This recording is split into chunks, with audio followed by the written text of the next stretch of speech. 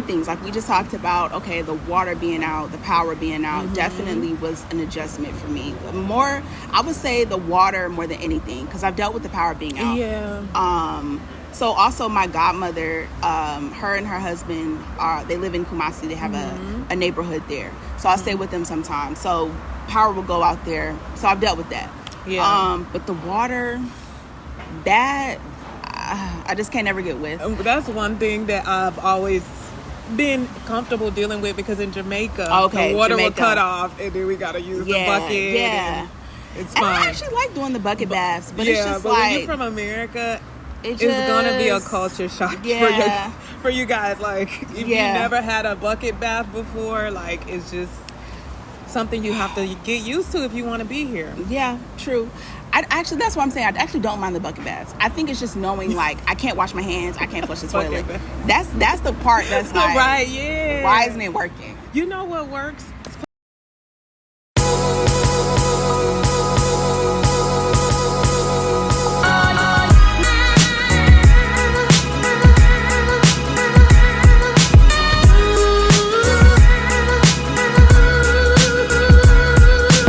Hi, you guys. My name is Lala's Journey. I've been documenting my journey in Africa, and today I'm in Ghana with Lawaba. She's originally from Atlanta, Georgia, but I'm going to have her introduce herself. Yes. Hi, everybody. My name is Lawaba. Yes, I am originally from Atlanta. I have been in Ghana for almost a year now, which is so crazy to me.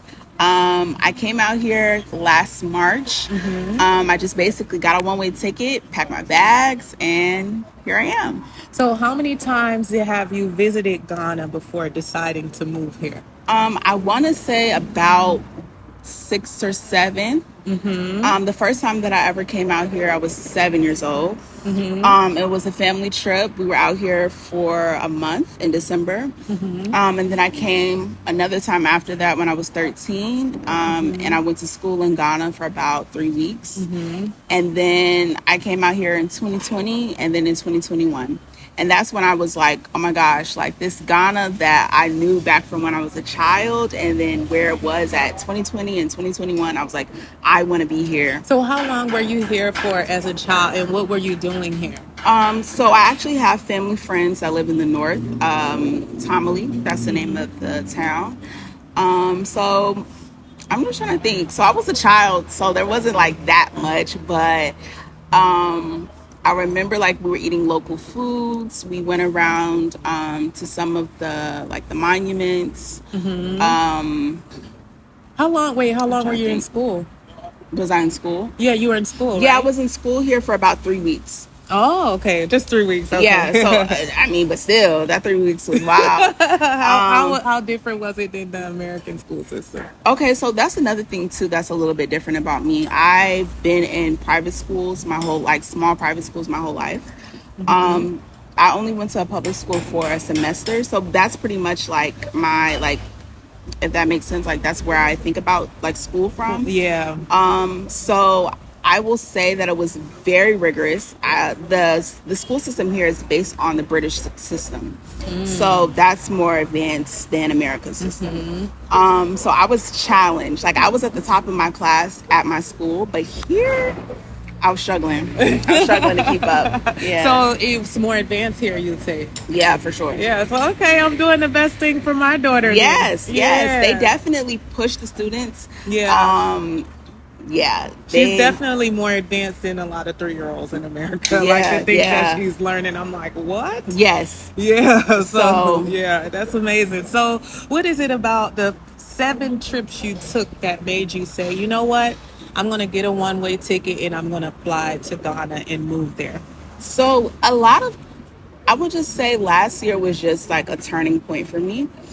And I just felt like I really wasn't progressing in life the way, at least that I thought I would be. I just turned 25 this year. So I just was like, I had these dreams, I had these goals. I just felt like I wasn't really meeting them. I wasn't reaching them. I wasn't really pushing myself. So what were your goals?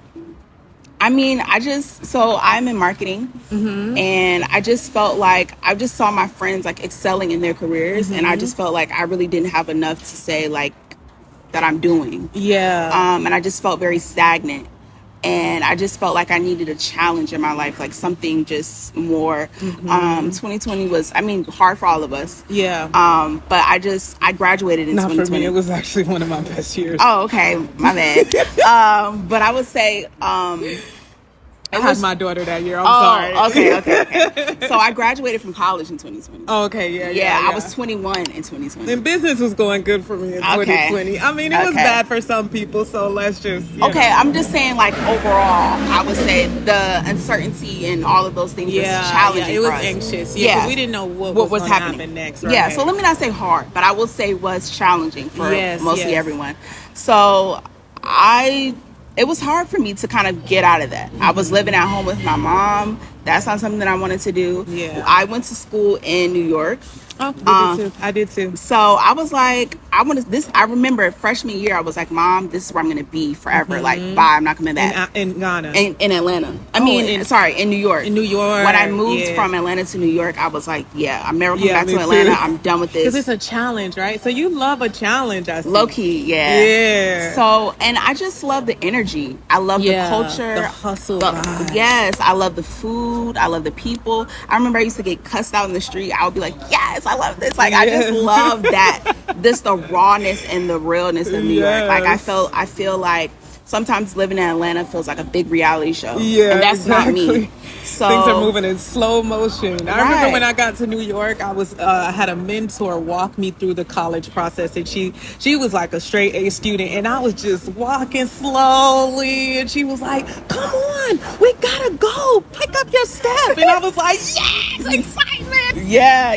Like, I remember the lunch lady was like cussing me out because I was taking too long to figure out what I wanted. Like, I don't know, I like that. My godmother is from New York, so I feel like some of my favorite people in my life are from New York. So when I got there, I was like, yes, it's like I felt very at home there. But in 2020, that changed, and I had to come home. Yeah. So we have a similar story. That's crazy how people align like this. Like, go ahead. I feel like you're telling my story. Yeah. So when I came home, that's why I say, like, it was rough for me because I did not want to come back to Atlanta.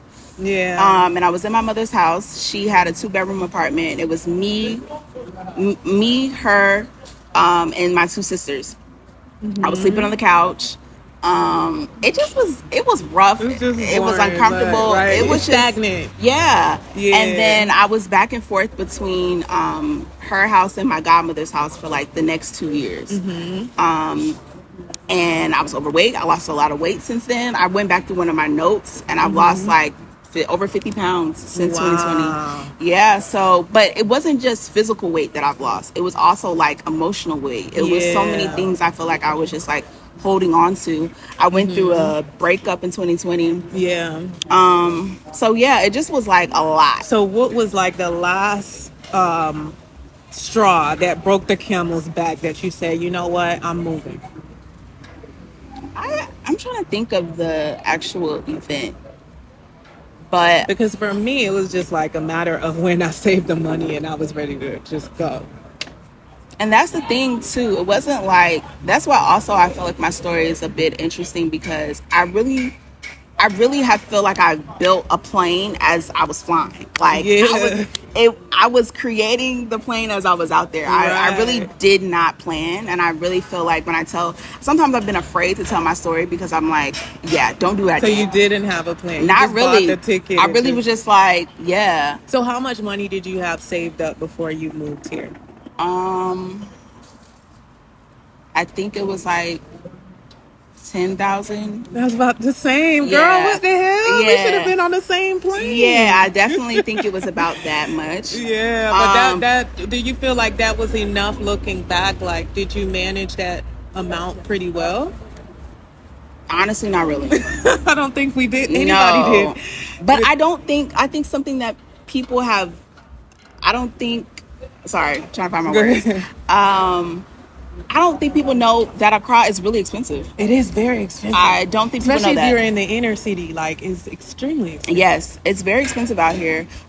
Food and transportation, I would say, my biggest expenses.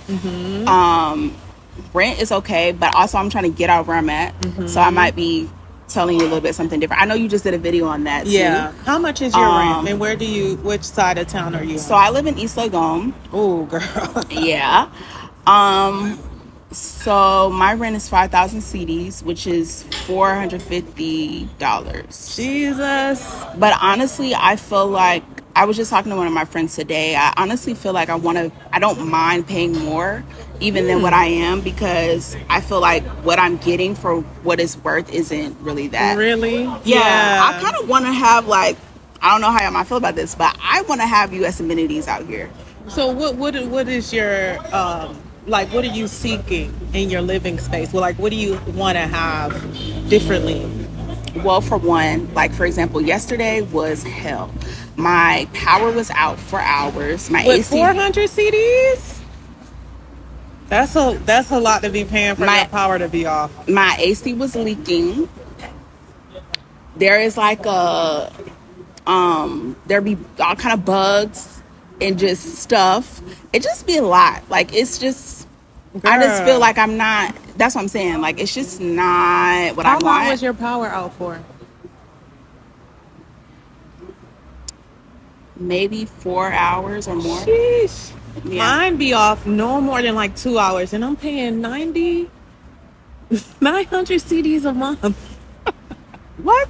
Yeah, but the water does stay off for quite a while sometimes. So, that's just a sacrifice you have to make. But I love my view. Okay. You know what I mean? I have a beautiful view, beautiful apartment. Everything is new. Okay. But mine is definitely outside not new. of the city. So, yeah. So I feel like those are the compromises that you make. Yeah. I've known people that have really nice places, but they live far. Yeah. And then when you live in the city, you're paying a lot. I called one apartment, literally, it's a 1-bedroom apartment, $1,900 a month. Woo. And I'm like, Ghana, you're cute, babes. I think you're great and amazing, but I will never be paying $2,000 hard-earned American dollars in Ghana. I just can't do it. You might as well build, if that's the case, or go back home. Right. So, what was your biggest culture shock since being in Ghana? Oh my gosh, I feel like there is a list. Okay, so there's many things we just talked about. Okay, the water being out, the power being out, definitely was an adjustment for me. More, I would say the water more than anything, because I've dealt with the power being out. Yeah. So also my godmother, her and her husband they live in Kumasi. They have a neighborhood there, so I'll stay with them sometimes. So power will go out there. So I've dealt with that.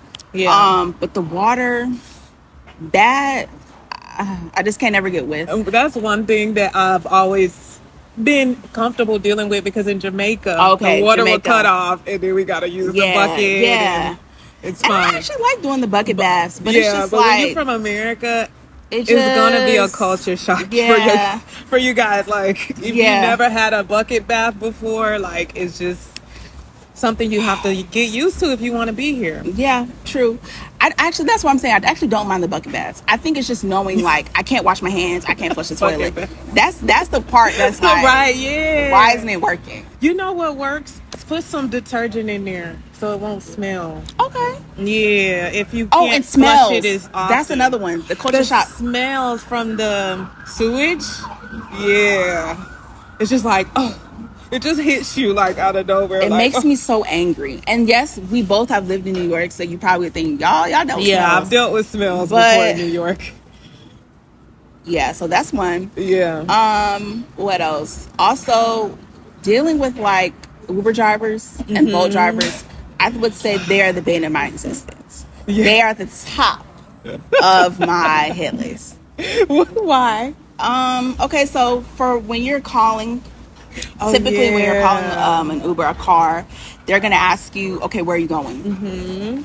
That always gets on my nerves, because y'all can see where I'm going. The map, right? Why don't you check the map? It's they don't want to do the work. No. You know? And I literally, one of them said, no, we can't see the map. Sir, you're lying. Yeah. You're lying. So then, based on your answer on where you're going, that's when they then decide if they're going to take you or not. Yeah. So in December, it was madness. And I live in East Legon, so that's a central area. Still, they going back and forth with me. There's some. If I tried to go back when I was living in Cocoa Brite, girl, you can just forget it. Yeah, because that's At a far. certain time of the night, They're not going They're there. like, "Are you serious?" I've had somebody say, "Are you serious?" and then hang up the phone on me, and I'm like, "Wow, okay."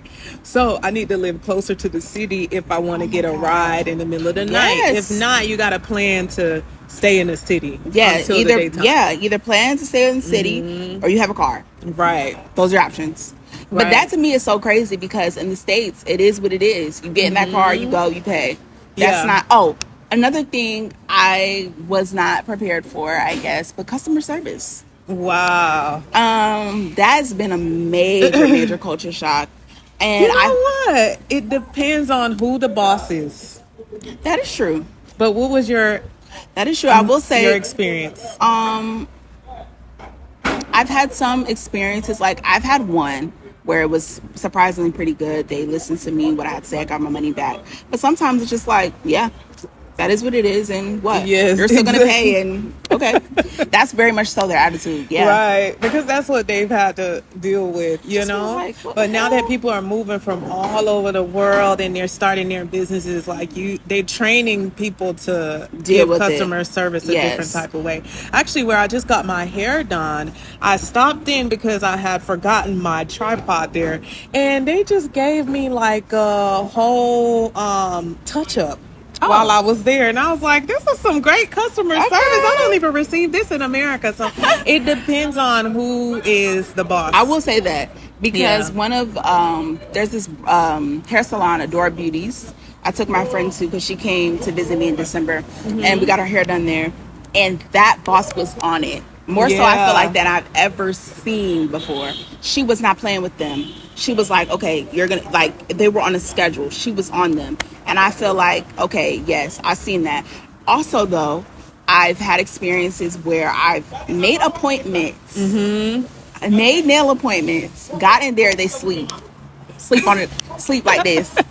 I'm like, y'all, what is going on? Lights off. Nah, I'll walk out like that. The customer service is extremely important. To Yes, me, you very, know? very. It's very important how you make the customer feel. But as more competition comes here, you know, you I think gotta it will kind of improve. like improve it. Yeah. It's inevitable. That's actually one of my business ideas. So Yeah, I that hope is good. Like a to do- customer service specialist. Yeah, to do business consulting here, Right. and not just with customer service, but just like the whole experience. scope of business. Because I feel like they also, in general, I just feel like they have very old practices and just systems.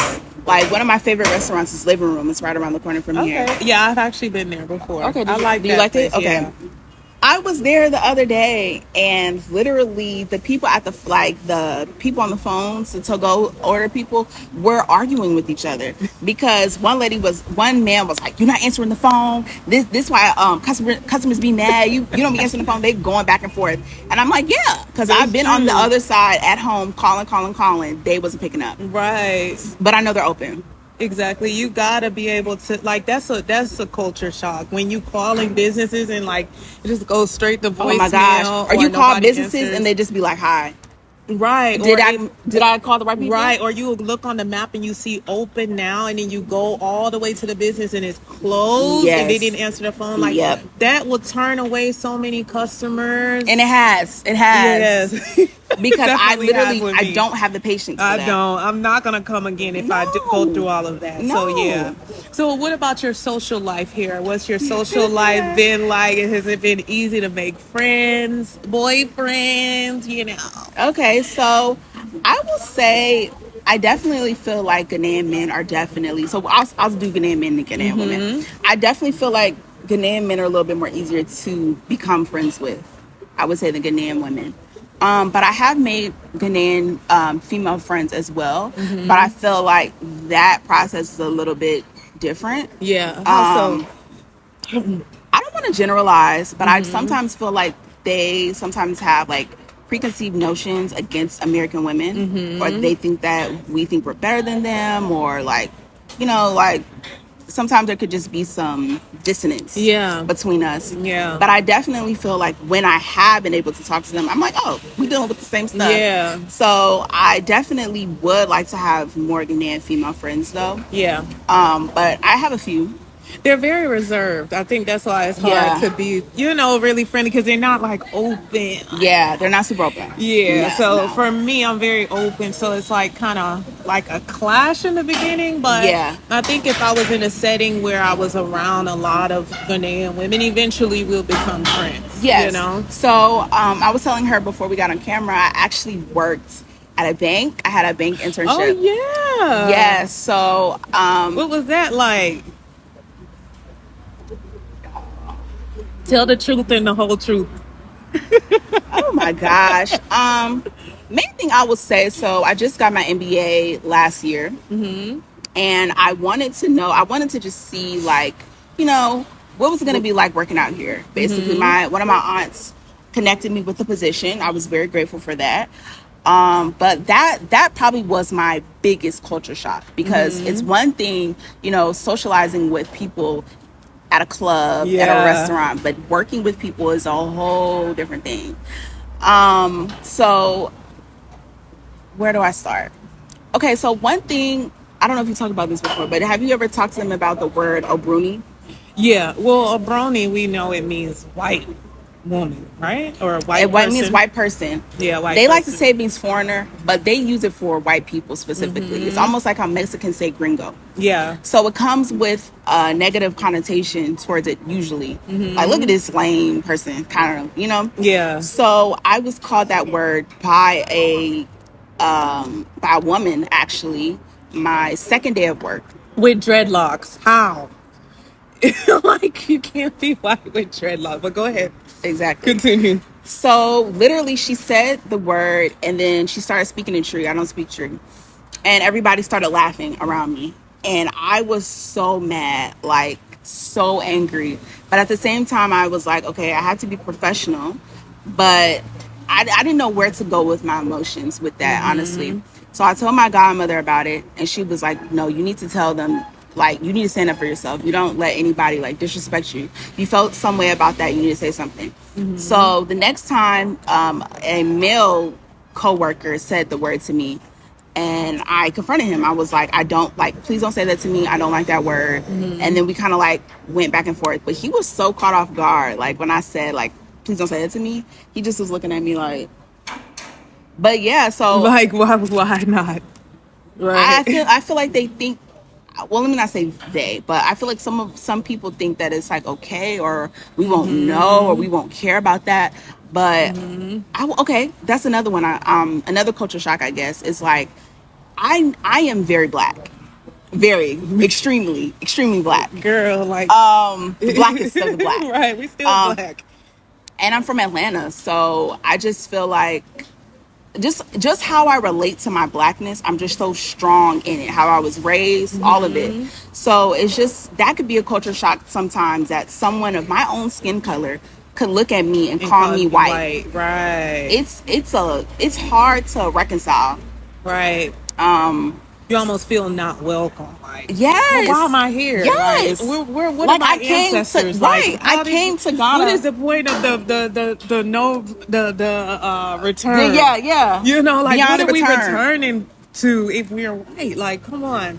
So yeah, it's kind of like, for me, when I moved from Jamaica to America, I was like not American enough, like, oh, you're not saying it correctly. I remember I used to say Mazda. And they'd be like, no, it's Mazda. And I'm like, all right, so I got to switch up my whole accent now. And then coming here, I get the same treatment. Yeah. Times two, so I'm just like, okay, it's just a black thing, really. Like, we pick on each other no matter where we're from or where we're going, because in America we do the same things with them, like, call them certain names. Not me, I've never done it, but I've heard my parents doing it, and I'm like, stop. Like, well, don't call them black, or these nicknames that we call Africans, but then they call us names when we get here. And it just, we just need to unify. And we need to get rid of the stereotype, the biases. We need to just get the proper knowledge so that we can bridge the gap. You Yeah, know, because they're misunderstood about us and we're misunderstood about them. And true. we really are the same people. When I'm riding in a chocho, I'm looking at the chocho driver like, you look just like a man from New York that's riding in the train. Like, we look just like people that I've seen all over Right, America, right. all over Jamaica. So, I mean, we really are the same, but I think our colonizers have done a good job at Separating, having us separate for ourselves. sure. Yeah. And then another thing, culture shock. People have been calling me like fair. Yeah. Yeah. Nothing like, But a lot of people even try to achieve that skin color with bleaching. yeah, and that hurts my And that spirit. hurts my spirit because I do come here to see like beautiful black skin. Don't you hear something Yeah, crawling over there? it's a chicken. Oh, okay. Oh, it's a chicken. Yeah. What are you doing over here at Yeah. Vita Cafe? I've never seen a chicken over here. They're But back, chilling back here. I know I heard something. I was Yeah, like, and I come was on, like, it's not something. I hope yeah, it's not something dangerous. I was trying not to freak out. Right. But yeah, like, what was I saying? You came over here to see beautiful black Yeah, I skin. came to see beautiful black skin, and I'm really surprised when I see all the skin bleaching. But I know that's also something that is taught. That self-hate is taught. Yeah, So colorism is yeah, real here. yeah. I've seen people get into arguments about, oh, I'm white or I'm light skinned. Yeah, exactly. I'm fair. Exactly. No, you're not. And it's not, and that's fine. It's fine, right? But it's like, why are we even doing that? Exactly. And I don't want to be called that because I'm not. What is fair? I even ask people, so is your skin unfair because you're dark? Like, what does Yeah. that even mean? So do you think they're trying to pay you a compliment by calling you a Yes. brony? By calling you a brony. Right. So actually, and I've also talked to some people about that. But yes, Because they don't see the value right. in black skin. So calling you a brony must be right. Actually, compliment. saying that I'm white or closer to whiteness is like you're saying, is a compliment in a way. But them. for me, that is you. like one of the like it it makes irks my me. skin boil. Yeah, because we came here to connect, with our roots. So to hear something like that, it is a little, irritating. I've had people call me that, and I'm like, I'm not a brony, I'm a yardie. So yeah, get it like right. you're Okay? really not. Like Right. we're gonna talk about that, babes. No, Please. so that is something I can't even. It takes me to another level. Right. Yeah, because I'm so black. Right. So what about dating? What's the dating culture been like here for you? So something that I have had to learn, and I'm still growing through, is that I feel like men are the same worldwide. Yeah, they really are. I feel like that is why women can talk about, we have these stories and we can talk about men in every culture. I feel like men typically are similar. But what are the differences between Ghanaian guys and American? Well, I because they think have to be some there differences. are some similarities. I would say, some differences. I would say the main thing, at least, is like, and why I want to, I was dating African men even before I got here. Yeah. But one of the reasons why I feel like I gravitate towards them is because I love culture. Yeah. And also another reason why I came to Ghana, I love culture. So I feel like they know that they cannot do certain things because their culture will not allow them to. So I feel like they are socialized to know, like, they're providers. They have to, take care of their family. Yeah. So they have that ingrained, like, that's the marriage. difference. Yeah. I would say that. I feel like men back home, No, it's not. you don't know what you're gonna get. You know what you're You gonna don't get. know what you gonna So get. you just gotta roll the dice and pray for the best. So I do feel like you're gonna meet a very, like, if you're into that alpha male, really masculine man's man, then that's what you're gonna find here. And I definitely think also another big thing for me was like, I think they do take marriage more seriously. I definitely know I want to be married. And I feel like that's something that's kind of being lost in America. Like, I feel like it's like men versus women. Yeah. There's and too it's much like going on. Gender wars. we both need each other. Right. So I feel like, there's that here too, but I would say at the end of the day, I think men know that they have to have a family. Like, that's a part of life here. Yeah. So I would say that's a major difference. And they're big on providing. So have you had a successful relationship here in Ghana? Um And if not, why? well, I'm kind of in a situation right now. Yeah.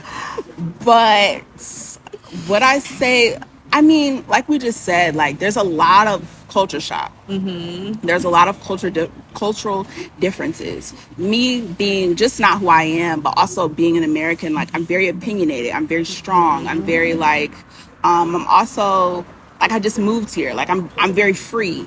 I like to do what I want. Yeah. So I feel like that also can be very, a clash until what they're used to. Yeah. So there's a lot of conversations Around that. and also just like, so I feel like it is a learning process. So I feel like I have learned a lot since I've just been here and dating, meeting different people.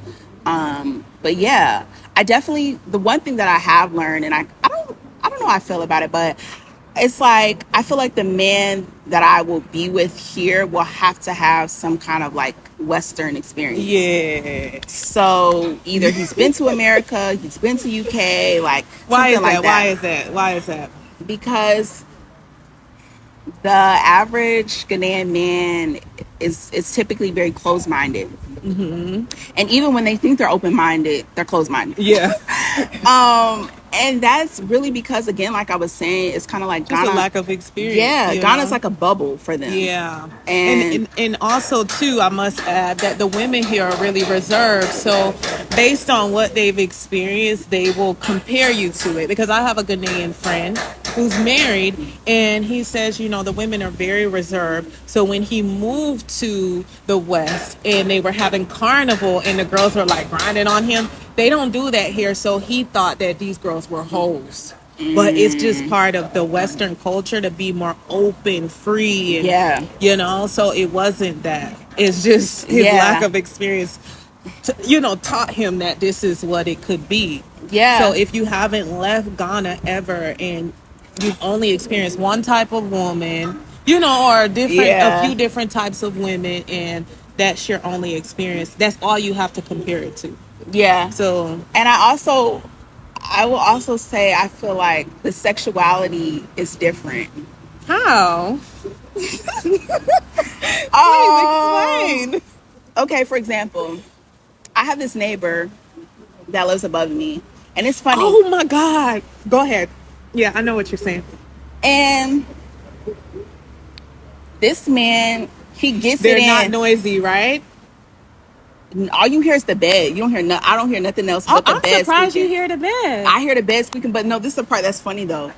This man be doing his stuff for like 7 minutes. 5 to 7. Literally one time I was on the phone, I was like, oh my God, he's in it right now.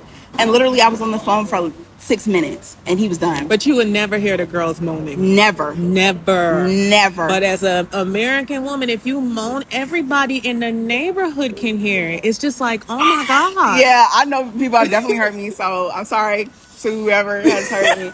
But I just feel like that's I will say that's something. That's a huge difference. To show you like I just feel like we're more open and more free in that area. Yes. And I feel like the girls here are just not, and I'd like to say socialized. I don't think, I feel like maybe if they were put in some other places, because I feel like UK Ghanaian women are different. American Ghanaian women are different. Yeah. But when you're allowed to, it has the people in the neighborhood thinking like, what is he doing to, make you scream like this? Because we've never screamed like this. And it's just, you know, a part of the culture that I think is maybe shamed, if they were to do something like that and be super loud.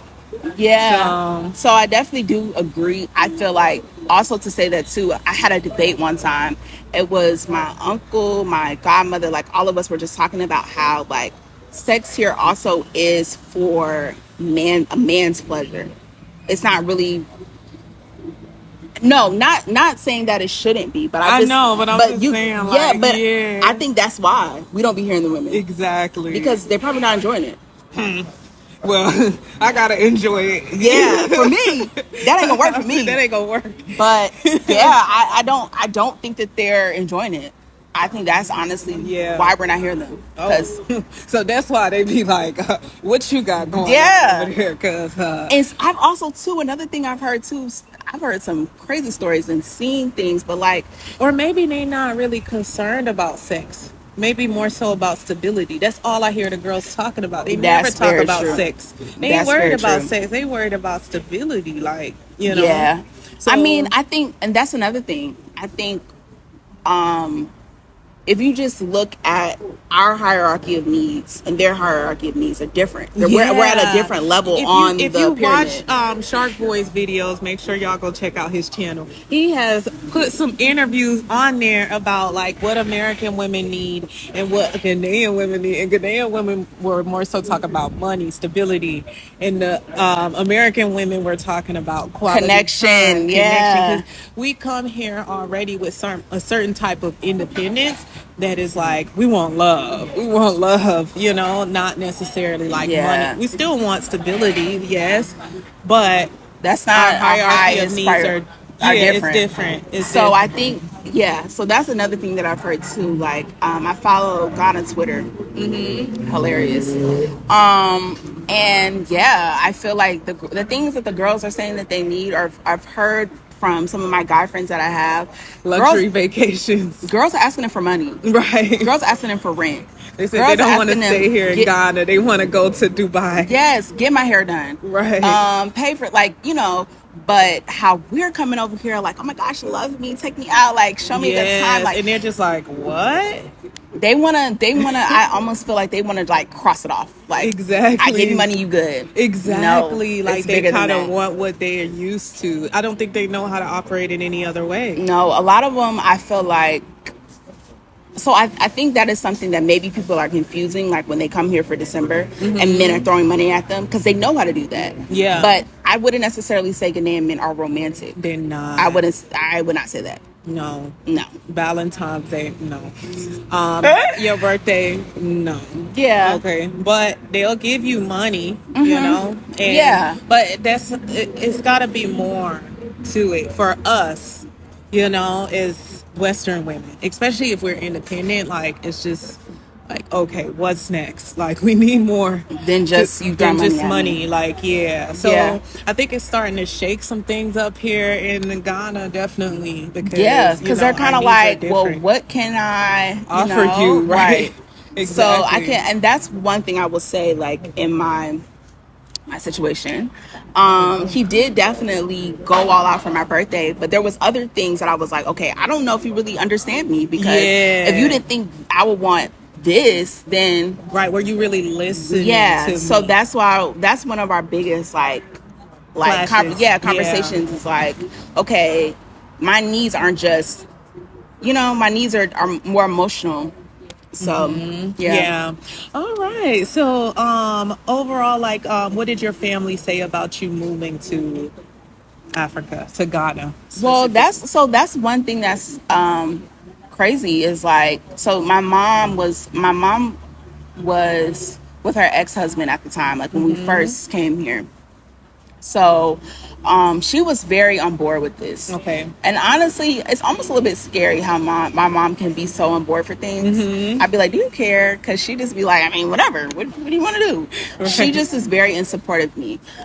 She had me at 25 and I'm 25 now. So she was just kind of like, you know, I want you to have these experiences. Like, I had you and I want you to have, like, you know, everything that you want, basically. Yeah. So she's very supportive of me, even all my crazy things that I want to do. Moving to New York, she was supportive of that. There was other people in our family that You're was like, lucky. Like, yeah, what? I know. My family wasn't on board with me moving anywhere. She's very like that. And that's also because I feel like she also didn't go away for college, and that's something that she really wanted to do. So I feel like the limitations that she had in her own life, like, she tries not to put them on me. Yeah. So I'm very appreciative of that. Yeah. And then my godmother is like my second mom, and I think I said that, but her husband is from here. And she primarily stays in Kumasi when she comes here. And she, same way, like, whatever you want to do. So that's kind of What like, about your friends? Like, honestly, I'm kind of a loner. So I have friends. we just alike, Lawaba. Yeah, That's like crazy. I have like 3 best friends. Okay, and they're all on board. Yeah, I mean, we all live across the country anyway. Okay. So my 2 best friends live in New York, and then the other one lives in Atlanta, but she's in Italy right now. So that's just how we we're all over the place. Like to travel. Yeah, that's how my. And then my best friend came to Ghana for her first time in December. Okay, so you think she'll move here? Absolutely not. And we could talk about that too. So this was my first Desi December. This past one. How was it? I missed was it. completely underwhelmed. Yeah, well, I guess I didn't miss much then. I was completely underwhelmed. Yeah. But it's something too I didn't know until really I got here. Ghanaians party all year. the time. So I didn't feel like I was missing anything. You really did not. I was partying the whole year anyways. So, and then it's cheaper the other parts of the year than it is in December. And they hike up the prices. The traffic was insane. The traffic was insane. Ubers and Bolt drivers were canceling left and right. Again, I live in a central area. They was playing with me. Okay. Oh my God. Then they usually don't have AC in the car, so you get in the Uber, you're sweating. That's a culture shock. Oh for me my too. God! I'm like, yeah, we did talk about that. That literally, on the way here, girl, sweat. I'm hoping you can be can I at least be decent for the video? So that's happening. Then, like you said, prices are crazy. And then another thing that I just had a hard time dealing with, I did not, and don't shoot me for this, but I did not move to Ghana to interact with Americans. Yeah. So that was a lot for me. The whole Atlanta and New York City was in Ghana. Yeah. And I was like, I don't want to see y'all. Really, I came here to be a local. Right. Polo Beach Club, the club was filled with everybody that was not from here. Oh no. And UK. No. So it was like there was no locals. You know what? And the first time I came here in 2018, I partied with some cool ass people, and this was in the September. We were partying hard, and it wasn't that much of a crowd and all the extra stuff, but it was the same type of fun. Yeah. So you can come any time of the year, not just Desi December. Yeah. And I think that's something that people should do. And another thing I guess I've had a lot of ideas about, but I feel like because I know December is a homecoming for a lot of them anyways. People from the UK, US that are Ghanaian, they come home. So that's how it got started. But I feel like, even my Ghanaian friends, my last check, were really close. She was like, girl, I didn't go out.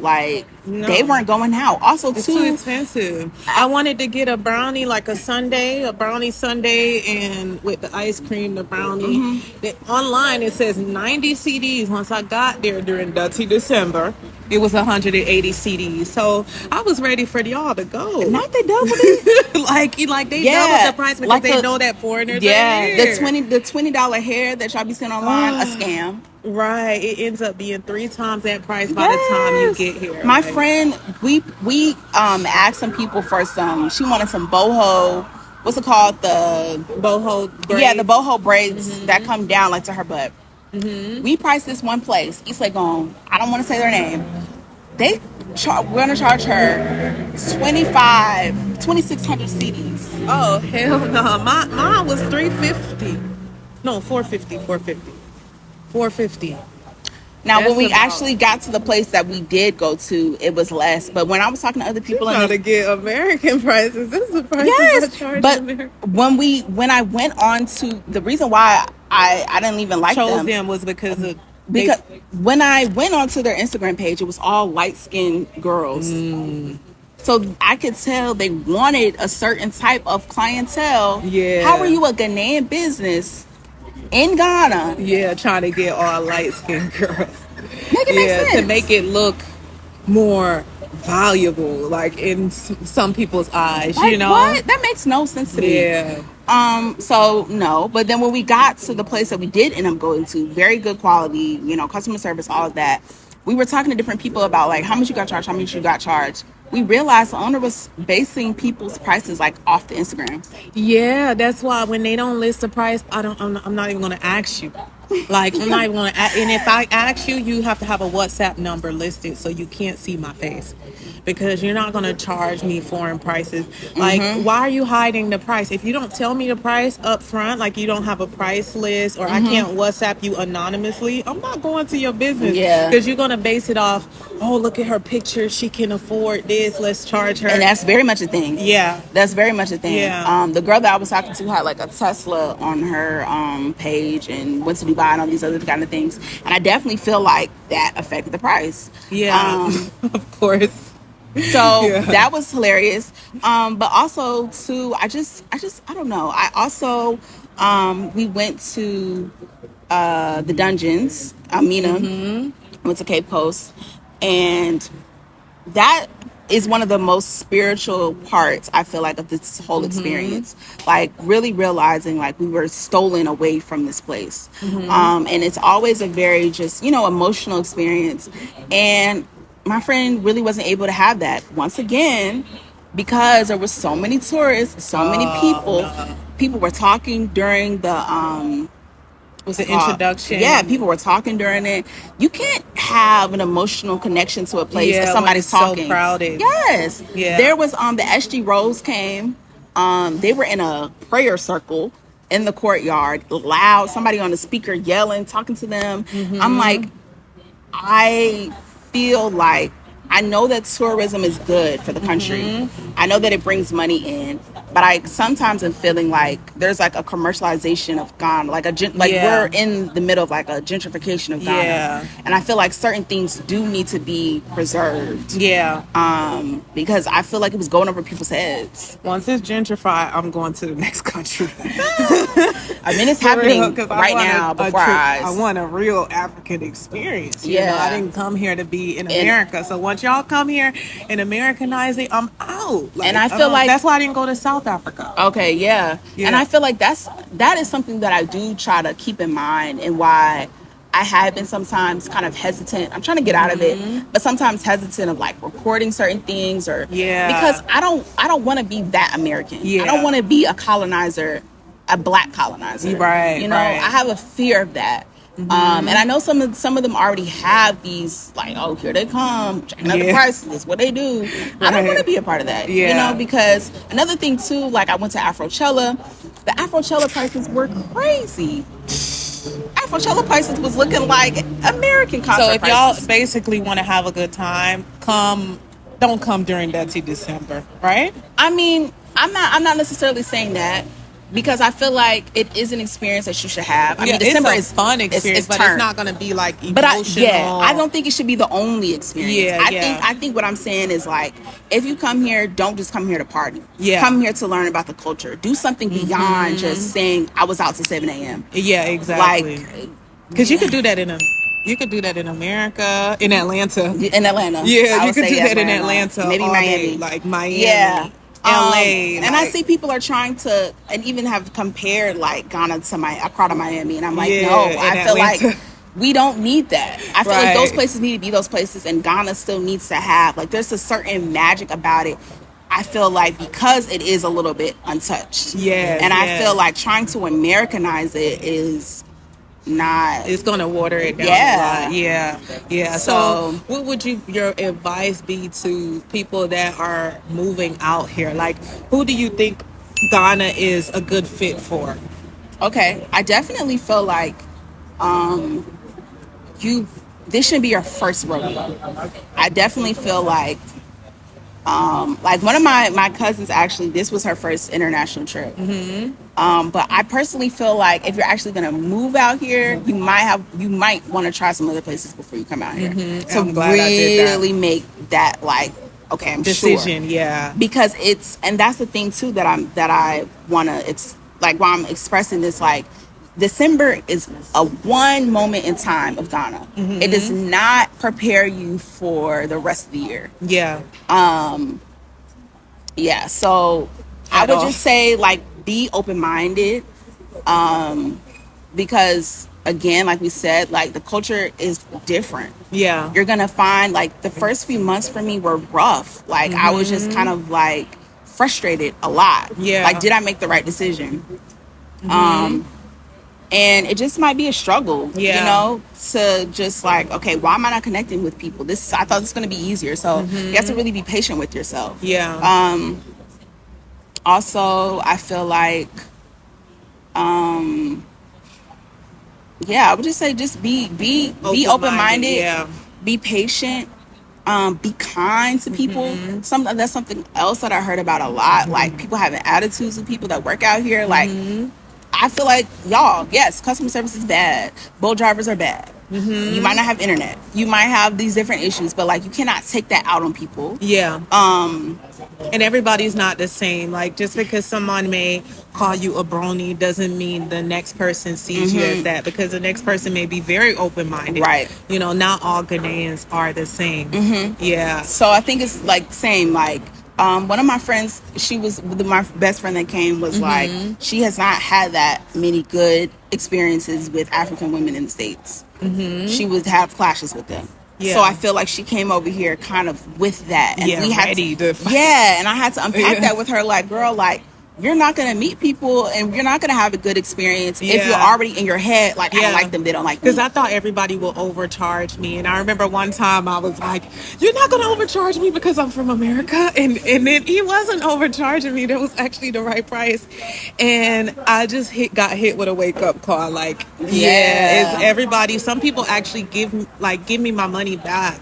You know, like if they don't have change, like just take it. And I'm like, really? Yeah, just take it. You know, and it's just like, oh wow, everybody is different and they're their own person. So try not to generalize when you get here. I definitely think generalizing, but at the same time, in the same vein, you got to stand on business. Yeah. And you got to advocate for yourself because you might get tried. Yeah, you will. Yeah. And sometimes I do get tried and I get so angry. Yeah. But I think that's another part. Like, just keep a steady head though. Yeah. So that's what it's funny when people ask me, like, how is it? I don't really know how to give people a one word answer. Yeah. It's like a paragraph that comes out of my mouth because I feel like this has been the most challenging yet the most rewarding experience that I've had in my life. Exactly. Like, it's not good or bad. Yeah. It just is. Yeah. Like, that's why I would explain Ghana to be. So earlier you mentioned you moved here with $10,000, right? So you said you wish you would have came with more.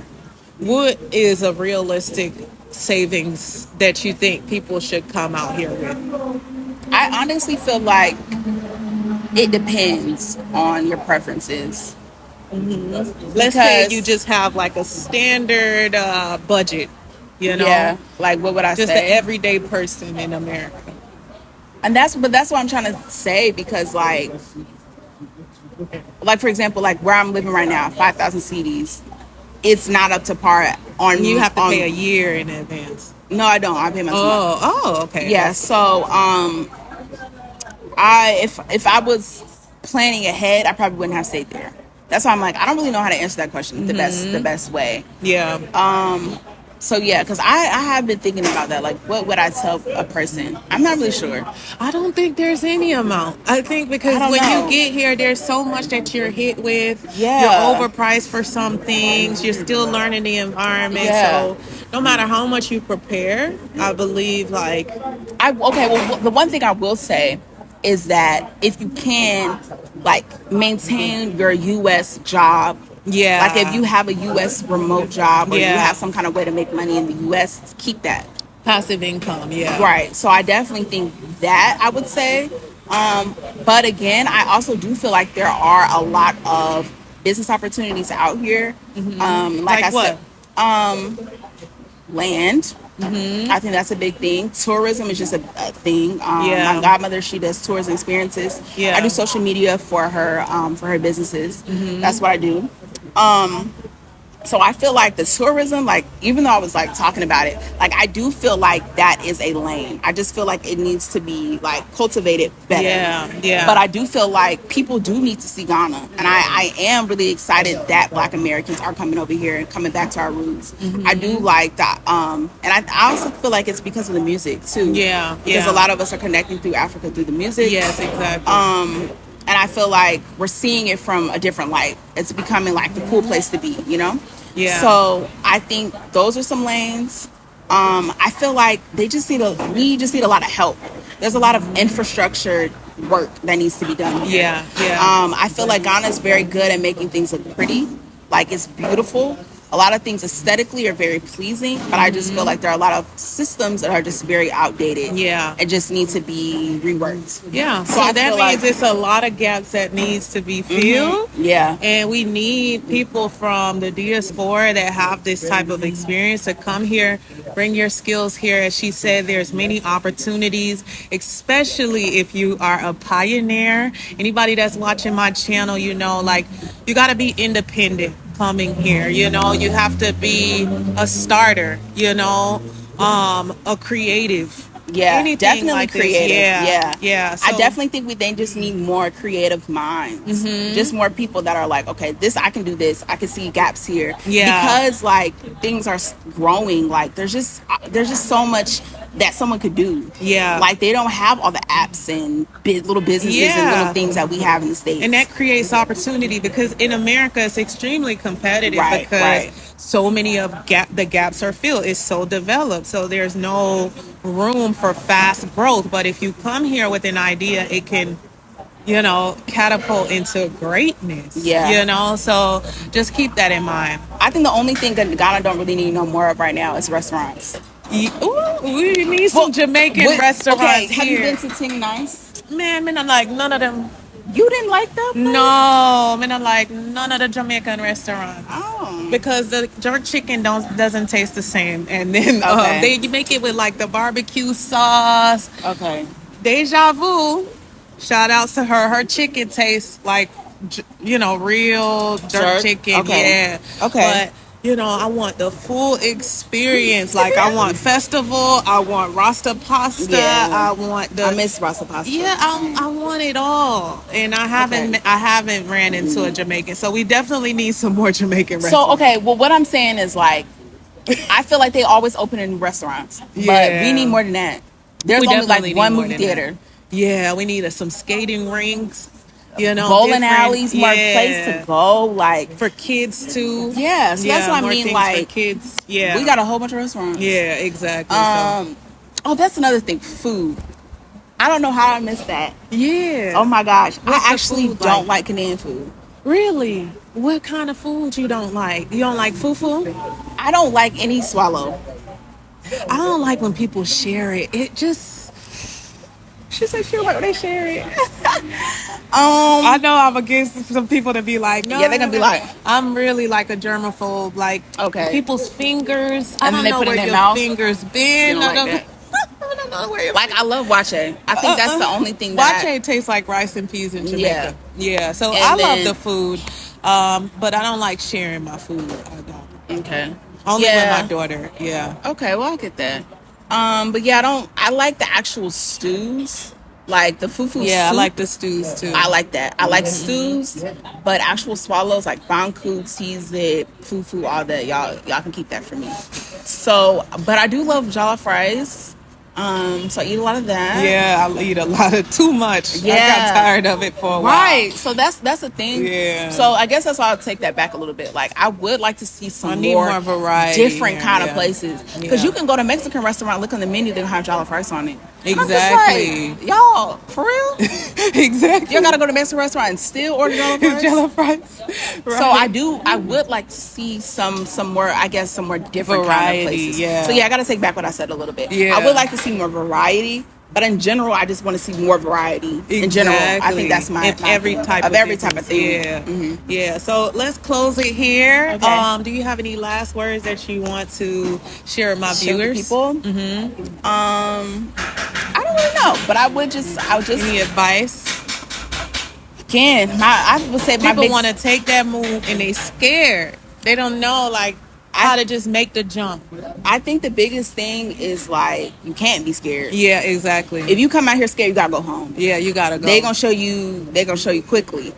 I feel like being in New York, I definitely feel like probably prepared us for this experience. Exactly. Because you gotta be a risk taker. Things are moving fast. Even when they're moving slow, I feel like they're moving fast. And I just feel like you have to really trust and believe like that you can do it. And you have to really believe in yourself. I also feel like having a support system that believes in you also helps. Yeah. I didn't really have a lot of barriers to coming here, to coming here, and I feel like, you know, I'm very grateful for that. Yeah. But it was one of my biggest prayers to be here. Yeah. Honestly, and it was really one of my biggest prayers to like not be at my mom's house, not be at my godmother's house. Like I really wanted something like a different experience, a different challenge for myself. But I think the biggest thing is just like being open-minded and just like, okay, I want to do this and going for it. Yeah. But I would say first for anyone that wants to come out here is just first take a trip. Yeah, take a visit. And then see how you feel, you know. Like I said, I did not like the food when I was a kid, and I somehow thought maybe my taste buds had changed since, you know, I was 24. I was like, okay, I'm gonna try it again. So I retried all of the stuff, and okay, again, it wasn't there for me. So that's been a struggle. Yeah. But I was like, okay, we're here, we're gonna do it. So I just feel like once you make up your mind and you decide like this is what I'm gonna do, you just gotta go for it. Yeah. You can't have no fear coming out here though. You cannot. Definitely. Like I think Ghana is made for someone that's just like a risk taker. Africa in general. If Yeah. you're going to any other continent, it's never going to be easy. You know, there's Yeah. things that's going to be unpredictable, and you just have to have a abundant mindset. We were talking about that earlier, an abundant mindset. Yeah. So you guys, thank you for watching. I want to thank you for coming to my show, my channel, and sharing your story with my viewers. You guys, this is Lawaba from Atlanta. If you want to make the trip, take the trip. Don't seek validation if the validation isn't given. And just follow your heart, but make the visit first and see if this is the place for you. All right. Thank you for watching, you guys. One love. Bye.